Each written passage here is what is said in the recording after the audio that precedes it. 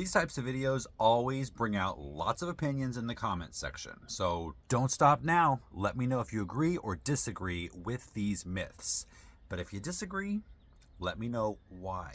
Also, if I missed any tomato myths that you've heard of, let us know that in the comments as well. All right, let's jump in with myth number 1. The more sun, the better. Not exactly. Tomatoes are definitely a full sun crop, meaning minimum 6 hours of sun. But the amount you give them beyond that depends on where you live. If you're in an area where the summer temperatures are typically in the upper 80s or above, your tomatoes will definitely do better with some morning or preferably afternoon shade. Try and keep your sun exposure to a maximum full sun of 6 hours. You can use 30% shade cloth on the hottest days to help with that. If you live in an area where you struggle to get enough heat to get your tomatoes to perform well, then this is not a myth. The more sun, the better. Myth number 2, when the leaves turn yellow, you need to fertilize. Not true. Tomato leaves naturally turn yellow and start to die at the bottom of the plant, and that process works its way up the plant as the season progresses. No amount of fertilizer is going to fix that. What you can do is prune those leaves off to help with airflow through the plant, and because yellowing leaves will be the first ones to be attacked by disease. Myth number 3 is tomatoes need lots of water. Well, actually, tomatoes do love a consistently moist soil, but they hate a sopping wet, muddy soil. To give tomatoes what they need, you need to first of all know if you've got more sandy soil or more clay soil. Sandy soil is going to need to be amended with lots of organic matter like compost. That's going to help the sandy soil hold on to moisture. If you have a lot of clay soil, guess what?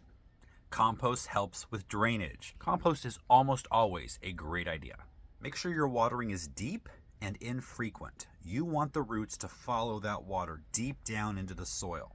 Mulching will also help keep the soil evenly moist through the heat of summer. Myth number 4. Epsom salts take away blossom end rot. This is the most annoying myth that I wish would go away forever. Blossom end rot is a lack of calcium in the tomato plant. You'll notice I didn't say a lack of calcium in the soil. Usually you don't have a lack of calcium in the soil unless you're gardening on a former heavily commercially farmed piece of land. Epsom salt is magnesium sulfate.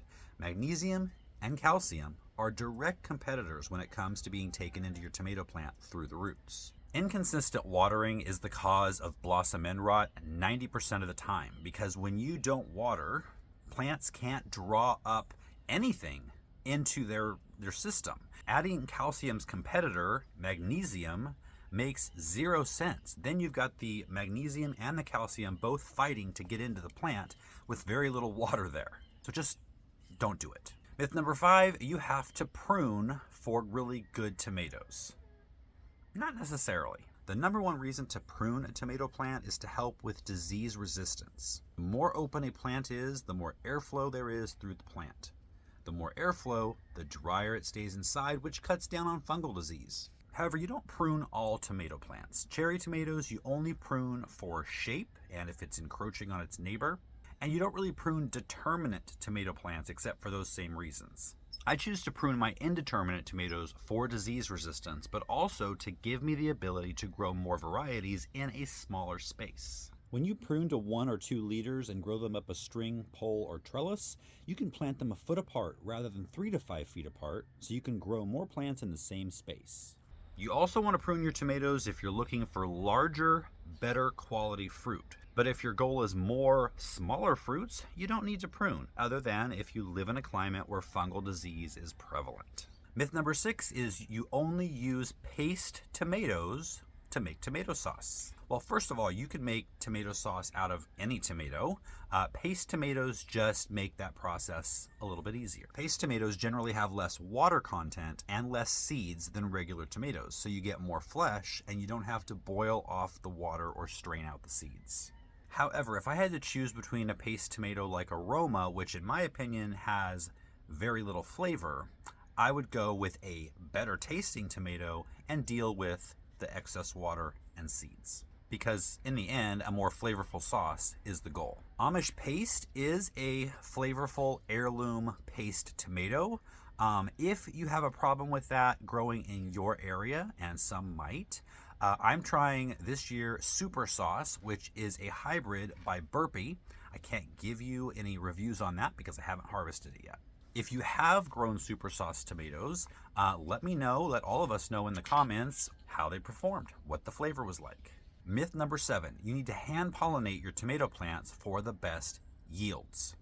Again, this depends on where you live. Tomatoes are a perfect flower, meaning they have both male and female parts in the same flower, so the pollen doesn't have to go far to pollinate the flower. Usually the wind or the vibration of a bumblebee's wings is enough to move the pollen where it needs to be. In some instances, it could be necessary to hand pollinate a tomato plant. If you live in a climate that is very humid or you get a lot of summer rain, then that pollen becomes sticky. See, what you want is pollen that will kind of poof off with wind or the wings of a bumblebee.